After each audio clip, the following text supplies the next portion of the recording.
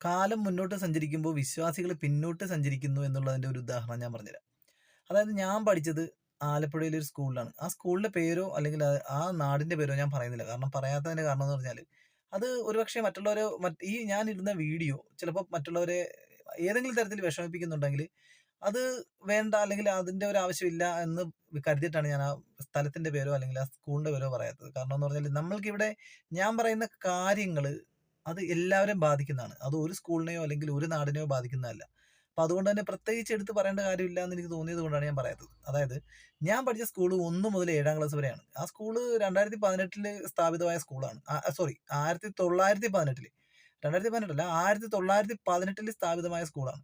ഈ സ്കൂള് ഇപ്പൊ 100 വർഷം മുകളിലായി. അപ്പൊ ആ സ്കൂളിനോട് ചേർന്ന് തന്നെ ഒരു ദേവാലയമുണ്ട്. ദേവാലയം എന്ന് പറയുമ്പോൾ അന്നത്തെ ദേവാലയം എന്ന് പറഞ്ഞാല് ചെറിയ രീതിയിൽ കുറച്ച് ആളുകൾക്ക് വന്ന് പ്രാർത്ഥിക്കാൻ പറ്റുന്ന രീതിയിൽ ഒരു ഓലമേഞ്ഞൊരു സെറ്റപ്പായിരുന്നു 100 വർഷം മുൻപ്. അന്ന് ഈ സ്കൂളും ഏകദേശം അതുപോലെയൊക്കെ തന്നെ ആയിരുന്നു. പക്ഷേ കാലക്രമേണ സ്കൂള് കുറച്ചുകൂടെയൊക്കെ ഒന്ന് ഡെവലപ്പാക്കി. ഈ പറയുന്നത് പോലെ 7ാം സ്റ്റാൻഡേർഡ് വരെ ആക്കി. അന്ന് 7ാം സ്റ്റാൻഡേർഡ് എന്ന് പറയുമ്പോൾ അത്യാവശ്യം നല്ല പഠിപ്പാണ്. കാരണം 7ാം സ്റ്റാൻഡേർഡ് 10ാം സ്റ്റാൻഡേർഡ് വരെയൊക്കെ പഠിക്കുക എന്ന് പറഞ്ഞാല് അത്യാവശ്യം നല്ലൊരു വിദ്യാഭ്യാസമാണ് അന്നത്തെ കാലത്ത്. കാരണം അന്ന് പഠിച്ചവർക്കൊക്കെ അറിയാം. അന്നത്തെ 10ാം ക്ലാസ്സുകാര് പറയുന്ന വലിയ തലയെടുപ്പോടുകൂടി പറയുന്ന കാര്യം അത് കുറെയൊക്കെ സത്യം തന്നെയാണ്. കാരണം ഇന്ന് കോളേജിൽ പോയിട്ട് വിദ്യാഭ്യാസം സ്വീകരിച്ചിട്ടും അവർക്ക് പല കാര്യങ്ങളും അറിയത്തില്ല എന്നുള്ളത് തന്നെയാണ് സത്യം. സത്യം തന്നെയാണത്. അപ്പൊ പഴയ വിദ്യാഭ്യാസത്തിന് അതിൻ്റെതായിട്ടുള്ള മൂല്യവും എന്താ പറയുക, നിലവാരവും ഉണ്ടായിരുന്നു. അപ്പൊ ആ കാലഘട്ടത്തിൽ 1 മുതൽ 7 വരെ ആയിരുന്നു ആ സ്കൂളിലെ വിദ്യാഭ്യാസം. ആ സ്കൂളിൽ പിന്നീട് തുടർന്ന് പഠിക്കുന്നവർക്ക് വേറെ സ്കൂളുകളിൽ പോയി പഠിക്കാം. പക്ഷെ ഞാൻ പറഞ്ഞു വരുന്ന ഒരു കാര്യം മനസ്സിലാക്കേണ്ടതെന്ന് പറഞ്ഞാൽ, ഇന്നും ഈ 100 വർഷം കഴിഞ്ഞിട്ടും ആ സ്കൂൾ 7ാം സ്റ്റാൻഡേർഡ് വരെ ഉള്ളൂ എന്നുള്ളതാണ്. പക്ഷെ ആ ദേവാലയം ഉണ്ടല്ലോ, ആ ദേവാലയം ഇന്ന് പോയി കാണണം. അത് ഒരുപാട് ഒരുപാട് ഒരുപാട് ഒരുപാട് ഉയരത്തിലേക്ക് പുതുക്കിപ്പണിത് പുതുക്കിപ്പണിത് അത് വളരെ വളരെ വളരെ ഡെവലപ്മെന്റ്സ് വന്നതില് ദേവാലയത്തില്. ഞാൻ ചോദിക്കുന്ന ഒറ്റ ചോദ്യമേ ഉള്ളൂ. ഇവിടെ ശരിക്കും പറഞ്ഞാല് ഇത് എന്താണ്? ഇത് പുരോഗതിയാണോ അതോ അധോഗതിയാണോ?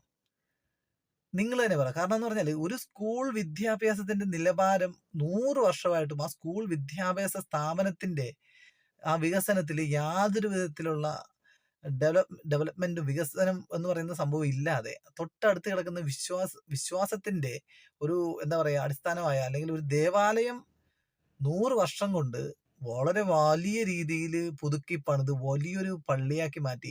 അതിന്റെ ഫ്രണ്ടിൽ മുഴുവൻ ടൈൽസ്, ഇന്റർലോക്ക് കാര്യങ്ങളൊക്കെ ചെയ്ത് എനിക്ക് തോന്നുന്നു ഈ ഓരോ 10 വർഷവും കൂടുമ്പോഴും പുതിയ പുതിയ പദ്ധതിയായിട്ട് വന്ന് അത് ഡെവലപ്പ് ആയിക്കൊണ്ടിരിക്കുകയാണ്. പക്ഷെ ഒരു കാര്യം മനസ്സിലാക്കേണ്ടതെന്ന് പറഞ്ഞാൽ, ഞാനത് വീഡിയോ എടുത്ത് കാണിച്ചു തരേണ്ടതായിരുന്നു. പക്ഷെ ഞാൻ വീഡിയോ കാണിക്കാത്തതിന്റെ കാരണം എന്ന് പറഞ്ഞാൽ, ആ വീഡിയോ എടുത്ത് ഞാൻ കാണിക്കാത്തത് അത് ഇതൊരു ഒരു സ്കൂളിനെ മാത്രം ബാധിക്കുന്ന കാര്യമല്ല. അതുകൊണ്ടാണ് ഞാനത് ചെയ്യാത്തത്. പക്ഷെ നിങ്ങൾ ചിന്തിച്ച് നോക്കിയേ, 100 വർഷമായിട്ട് ആ സ്കൂളിൽ, എന്നാൽ ആ സ്കൂളിന് ഗ്രൗണ്ട് ഉണ്ട്, ഒരുപാട് ഗ്രൗണ്ട് ഉണ്ട്. ആ ഗ്രൗണ്ടിൽ പുതിയ സ്കൂൾ കൊണ്ടുവരാനും അല്ലെങ്കിൽ വിദ്യാഭ്യാസ നിലവാരം ഉയർത്താനും, ഇല്ലെങ്കിൽ 7ാം സ്റ്റാൻഡേർഡ് എന്നുള്ളത് 10ാം സ്റ്റാൻഡേർഡ് ഹയർ സെക്കൻഡറി +2 വരെ ആക്കാനുള്ള എല്ലാ യോഗ്യതയും ആ സ്ഥലത്തിനുണ്ട്. കാരണം എന്ന് പറഞ്ഞാൽ അവിടെ റോഡുണ്ട്, അതുപോലെ തന്നെ ഈ പറഞ്ഞതുപോലെ തന്നെ പാർക്കിംഗ് ഏരിയ ഉണ്ട്, പിന്നെ ബിൽഡിംഗ് പണിയാനുള്ള സ്ഥലമുണ്ട്, ഇഷ്ടം പോലെ സ്ഥലമുണ്ട്. നമ്മൾ മനസ്സിലാക്കേണ്ട ഒരു കാര്യം എന്ന് പറഞ്ഞാൽ, ഈ ദേവാലയം മാക്സിമം ഡെവലപ്പ് ചെയ്തെന്നുള്ളതാണ്. അതായത് ഈ പറഞ്ഞതുപോലെ ദേവാലയത്തിന്റെ ഫ്രണ്ടിൽ ഇന്റർലോക്ക് ഇട്ടു. പിന്നെ കുറെ എന്താ പറയുക, വിഗ്രഹങ്ങൾ സെപ്പറേറ്റ് കുറെ വിഗ്രഹങ്ങൾ പണിതു. പിന്നെ സെമിത്തേരി അത് ഡെവലപ്പാക്കി. ദേവാലയം തന്നെ പല പ്രാവശ്യം ഡെവലപ്പാക്കി. അതിന്റെ ഇപ്പൊ അതിനകത്തോട്ട് കയറി കഴിഞ്ഞാൽ ഏതാണ്ട് ഒരു 5 സ്റ്റാർ ഹോട്ടലിൽ കയറുന്ന റേഞ്ചാണ്. വളരെ വലിയ വിധാനം നല്ല ഭംഗിയായിട്ട് വെച്ചിരിക്കുകയാണ്. അപ്പൊ ഞാൻ ചിന്തിച്ചതറിയോ, തൊട്ടടുത്ത് കിടക്കുന്ന ആ 7ാം സ്റ്റാൻഡേർഡ് വരെയുള്ള സ്കൂള് അത് ഇന്നും എന്റെ ചെറുപ്പത്തിലെ ഞാൻ പഠിച്ചതാണ്. അതായത് എനിക്ക് എന്നെ 6ാം ക്ലാസ്സിൽ, എന്നെ ആറാമത്തെ വയസ്സിൽ എന്നെ 1ാം ക്ലാസ്സിൽ ചേർക്കുമ്പോൾ എങ്ങനെയാണോ ആ സ്കൂൾ കിടന്നത്, ഇന്നും അതേ മരങ്ങൾ തന്നെ, അതേ ഓട് തന്നെ, അതേ വരാന്ത തന്നെ, അതേ ഡോർ തന്നെ, അതേ ജനാലകൾ തന്നെ. ഇന്നും ഒരു വ്യത്യാസവും ഇന്നും അതിന് വന്നിട്ടില്ല. ഞാൻ ചോദിക്കുന്നത് എന്താ അറിയോ, ഇതാണോ നമ്മുടെ പുരോഗതി? നമ്മുടെ പുരോഗതി ഇതാണോ? കാരണം എന്ന് വെച്ചാൽ മുക്കിന് മുക്കിന് ധ്യാന കേന്ദ്രം തുടങ്ങിയിട്ട് കോടികൾ ഓരോരുത്തർ ഉണ്ടാക്കുമ്പോൾ ആ നമ്മളുടെ പ്രശ്നങ്ങൾ പരിഹരിക്കാനായിട്ട് ധ്യാന കേന്ദ്രങ്ങളിൽ പോയി മുട്ടുകുത്തി മുട്ടിലെഴഞ്ഞ് അവർ പറയുന്ന കാര്യങ്ങളൊക്കെ അതേപടി അനുസരിച്ച് പത്രം അടിക്കുക, പിന്നെ പറയുന്ന പോലെ തന്നെ നേർച്ച കൊടുക്കുക, പിന്നെ തോന്നിയതുപോലെ എണ്ണകൾ കാശ് കൊടുത്ത് മേടിച്ച് തലയിൽ തേക്കുക.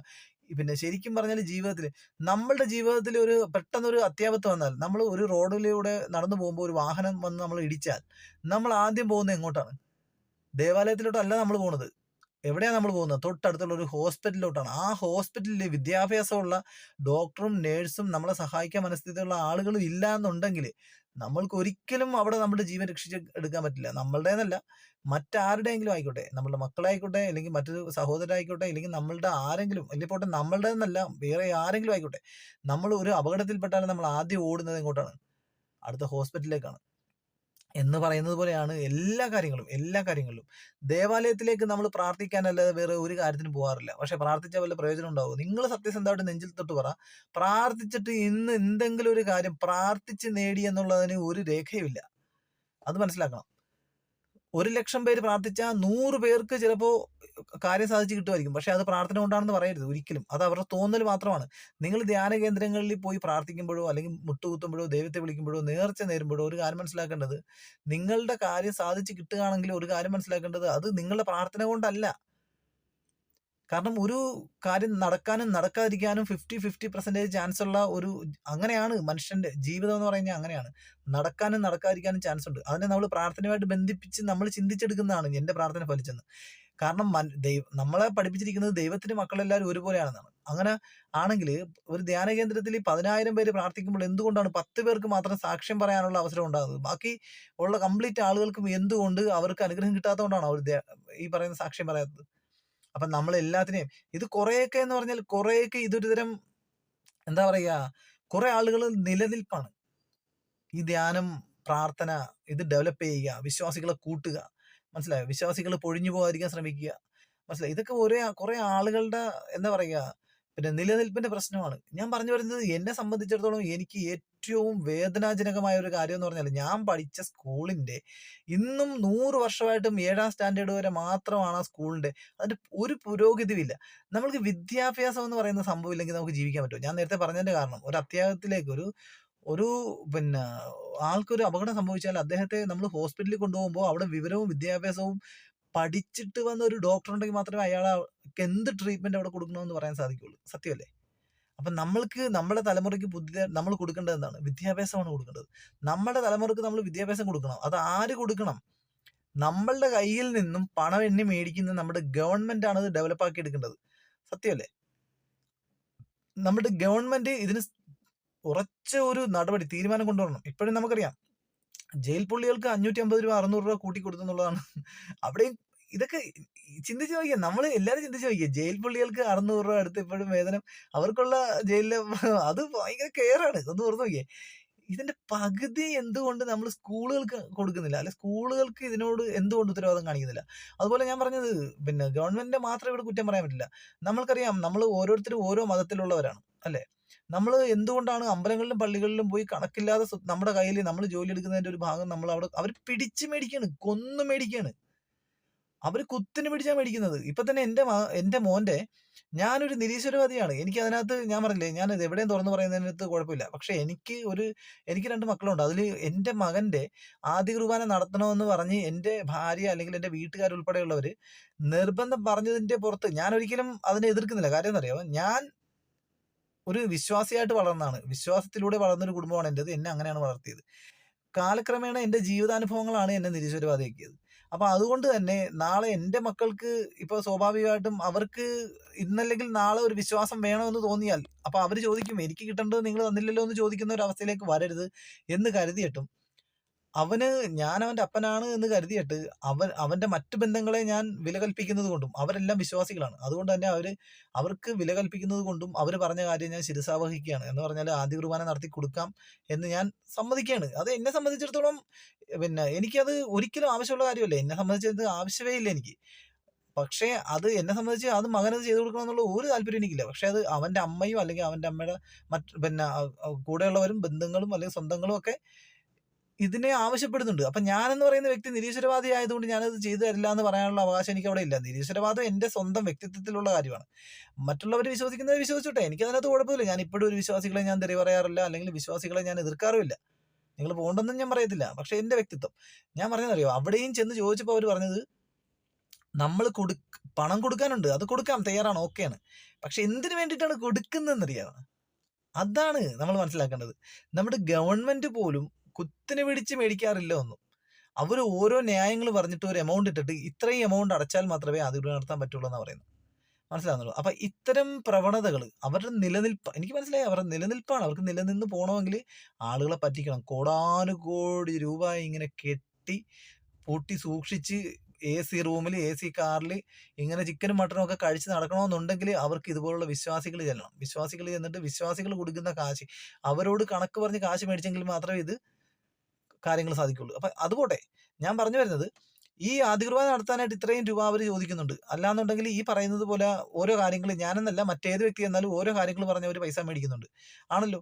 കുട്ടികൾക്ക് എന്താണ് ഇവർ തിരിച്ചു കൊടുക്കുന്നത്? കുട്ടികൾക്ക് കൊടുക്കുന്നത് ഒരു കട്ടിയുള്ള ഒരു ഗ്രന്ഥം, ഒരു പുസ്തകത്തിൽ 2000 വർഷങ്ങൾക്ക് മുമ്പോ അല്ലെങ്കിൽ കുറേ വർഷങ്ങൾക്ക് മുൻപോ എഴുതപ്പെട്ട ചരിത്രം അത് അവരുടെ നെറുകം തലയിലേക്ക് കയറ്റി കൊടുക്കുകയാണ്. അല്ലാതെ അവർക്ക് എന്ത് ഡെവലപ്മെന്റാ കൊടുക്കുന്നത്? അവർക്കൊരു ഭാഷ കൊടുക്കുന്നുണ്ടോ? നമുക്ക് ഇംഗ്ലീഷ് ഭാഷ എന്ന് പറയുന്ന സാധനം ഈ ലോകത്ത് എവിടെ പോയാലും നമുക്ക് കമ്മ്യൂണിക്കേറ്റ് ചെയ്യാൻ പറ്റുന്ന ഏറ്റവും നല്ലൊരു ഉപാധിയാണ്. അല്ലെ? ഇംഗ്ലീഷ് ഭാഷ അറിഞ്ഞിരിക്കുക എന്ന് പറഞ്ഞാൽ ഒരു വ്യക്തിയുടെ ജീവിതത്തിലെ നല്ലൊരു കാര്യമാണ്. ഏത് മതത്തിലാണ് നമ്മൾക്കൊരു ഭാഷ നമ്മളെ പഠിപ്പിച്ചു തരുന്നത്? ഏഹ്? ഇപ്പൊ മുസ്ലിം മതത്തിൽ എന്ന് പറഞ്ഞാൽ അവർ അറബി പഠിപ്പിക്കുന്നുണ്ട്. അത് നല്ല കാര്യം തന്നെയാണ്. അതിനകത്ത് ഞാൻ പറഞ്ഞില്ലേ, പിന്നെ മദ്രസയിൽ പോകുന്നത് കൊണ്ട് കിട്ടുന്ന ഏറ്റവും വലിയ ഒരു ഉപകാരം എന്ന് പറഞ്ഞാൽ എനിക്ക് തോന്നിയത് മദ്രസയിൽ പോകുന്നത് കൊണ്ട് കിട്ടുന്നത് അറബി പഠിക്കാൻ പറ്റുന്നുണ്ട്. അതൊരു ഭാഷയാണ്. ഗൾഫിൽ പോയി കഴിഞ്ഞാൽ അതുകൊണ്ട് ഒരുപാട് ഉപകാരം ഉണ്ടാവും. പക്ഷെ ക്രിസ്ത്യൻ മതത്തില് ഇപ്പൊ എന്റെ ഒരു കാര്യം പറഞ്ഞാല് ക്രിസ്ത്യൻ മതത്തില് അതുപോലും ഇല്ലെന്നുള്ളതാണ്. അവര് പഠിപ്പിക്കുന്നത് മുഴുവൻ ഈ പറയുന്നത് പോലുള്ള എന്താ പറയാ ചരിത്രങ്ങള് പഴയ ക്രിസ്തുവുമായി ബന്ധപ്പെട്ട ചരിത്രങ്ങളാണ്. ആ ചരിത്രങ്ങളും ഈ കുട്ടികളെ പഠിപ്പിച്ചിട്ട് എന്തിനാണ്? എന്റെ അഭിപ്രായം എന്തിനാണ് അങ്ങനെ പഠിപ്പിച്ചിട്ട്? അത് പഠിച്ചത് കൊണ്ട് ഇന്നത്തെ കാലത്ത് എന്ത് നേട്ടമെന്നാണ് എനിക്ക് മനസ്സിലാകാത്തത്. കാരണം എന്ന് പറഞ്ഞാല് ഇന്നത്തെ കാലത്ത് മനുഷ്യന് വേണ്ടത് പിന്നെ വിദ്യാഭ്യാസമാണ്. ആ വിദ്യാഭ്യാസം ഈ പറയുന്ന മതങ്ങളുമായിട്ട് ബന്ധപ്പെട്ടുള്ള വിദ്യാഭ്യാസം അല്ല വേണ്ടത്. സഹജീവികൾക്കും നമ്മളുടെ നാടിനും ഈ ഭൂമിക്കും ഒക്കെ എന്ത് ഉപകാരം ചെയ്യാം, അല്ലെങ്കിൽ എങ്ങനെ മനുഷ്യത്വത്തോടെ ജീവിക്കാം എന്നുള്ളത് പഠിപ്പിച്ചു കൊടുക്കണം. മനസ്സിലാകുന്നുണ്ടോ? നമ്മളുടെ നാട്ടിലെ നിയമങ്ങൾ പഠിപ്പിച്ചു കൊടുക്കണം. നമ്മുടെ നാട്ടിലൊരു നിയമം ഉണ്ടെന്നും ആ നിയമം തെറ്റിച്ചാൽ എന്താണ് കർശനമായ നടപടിയെന്നും അതിന് ശിക്ഷയുണ്ടാവുമെന്നും ഇങ്ങനെയുള്ള കാര്യങ്ങൾ കുട്ടികൾക്ക് പഠിപ്പിച്ചു കൊടുക്കണം.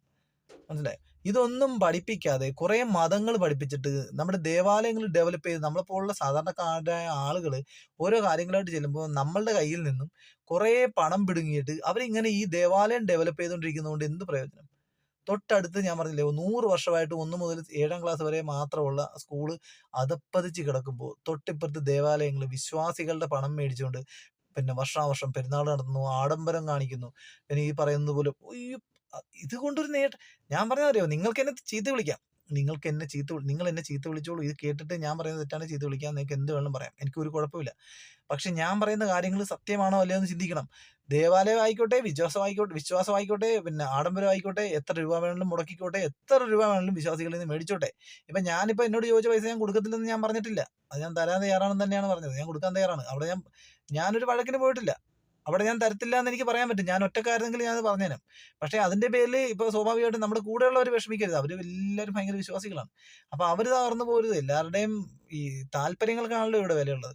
അപ്പൊ എനിക്ക് അതിനുള്ള വിവരം അല്ലെങ്കിൽ ഞാൻ അത്രയും പക്വതയായിട്ട് ചിന്തിച്ചുകൊണ്ട് എന്റെ ഒരു പിടിവാശി കൊണ്ട് അത് വേണ്ട, നടക്കാതിരിക്കണ്ട, അത് കൊടുക്കാൻ ഞാൻ കൊടുത്തോളാം. പക്ഷെ ആ കൊണ്ടുപോകുന്ന പണം കൊണ്ട് നിങ്ങൾ എന്ത് ചെയ്യും?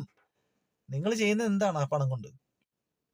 നിങ്ങൾ ചെയ്യുന്നത് ആ ദേവാലയം ഡെവലപ്പ് ചെയ്ത് അല്ലെങ്കിൽ ആ ദേവാലയം പിന്നെ ഇത്രയും പിന്നെ കാലക്രമേണ കാലം മാറുന്നതനുസരിച്ച് ദേവാലയം ഇത്രയും പിന്നെ പുനരുദ്ധാരണം നടത്തിക്കൊണ്ടിരിക്കുകയാണ്. പക്ഷെ അത് തൊട്ടടുത്തൊരു സ്കൂള് കിടപ്പുണ്ട്. അല്ലെങ്കിൽ ദേവാലയത്തിൽ നിന്ന് തന്നെ കുട്ടികൾക്ക് കൊടുക്കാവുന്ന എത്രയോ നല്ല നല്ല ഉപദേശങ്ങളും എത്രയോ ഒരു 2-3 ഭാഷ കുട്ടികൾക്ക് ചെറുപ്രായത്തിൽ പഠിപ്പിച്ചു കൊടുക്ക്. എത്രയും അല്ലേ? 2-3 ഭാഷ ചെറുപ്രായത്തിൽ കുട്ടികൾക്ക് പഠിപ്പിച്ചു കൊടുക്ക്. എന്നിട്ട് അതിന്റെ പൈസ മേടിച്ചോ.